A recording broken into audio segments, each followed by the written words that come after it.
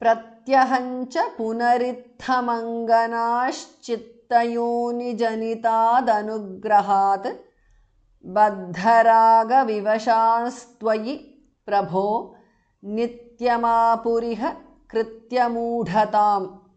Pratyaham cha becomes pratyahancha because of sandhi. Anuswara changes to nu there.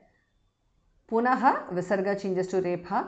Itham thamaha pranaha. So punaritham because of sandhi. Anganaha punarithamanganaha visarga changes to shu there.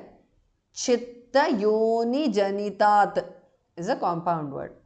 So anganash chitta yoni janitat because of sandhi. The th in the end changes to the because of sandhi. Anugrahat chittayoni janitad anugrahat pratyahancha punarithamanganash chittayoni janitad anugrahat. Baddharaga vivashaha is a compound word. Baddha second has mahapranaha. Visarga changes to su there. Twayi baddharaga vivashas twayi because of sandhi. Prabho bhamaha pranaha.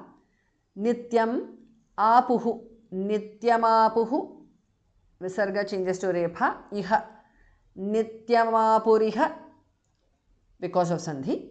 Krityamudhatam is a compound word. Dhamaha pranaha. Baddharaga vivashas twayi prabho nityamapuriha krityamudhatam.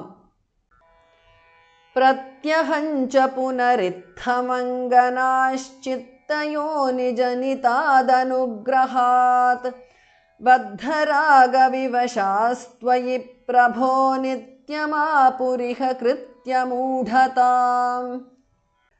रागस्तावज्जायते हि स्वभावात् मोक्षोपायो यत्नतः स्यान्नवा स्यात् तासान्त्वेकं तद्वयं लब्धमासीत् भाग्यं भाग्यं पाहि मां मारुतेश. Ragaha visarga changes to su there. Tavat ragastavat because of sandhi. Tavat the th in the end changes to j because of sandhi. Jayate so ragastavat jayate hi swabhavat bhamaha pranaha. Mokshopayah is a compound word. It becomes mokshopayo because of sandhi. Yatnataha visarga changes to su there. Syat yatnata syat because of sandhi. And the th in the end changes to n because of sandhi. Na. So syanna va syat. Ragastavad hi swabhavat mokshopayo yatnata syannava syat. Tasam tu tasantu because of sandhi. Ekam tvekam tat tvekam tat because of sandhi. Tat the th in the end changes to d. Dvayam tadvayam because of sandhi. Labdham so tadvayam labdham again because of sandhi. Anuswara changes to the nasal of la. Asit labdhamasit. Bhagyam bhamaha pranaha. Bhagyam pahi mam marutesha is a compound word.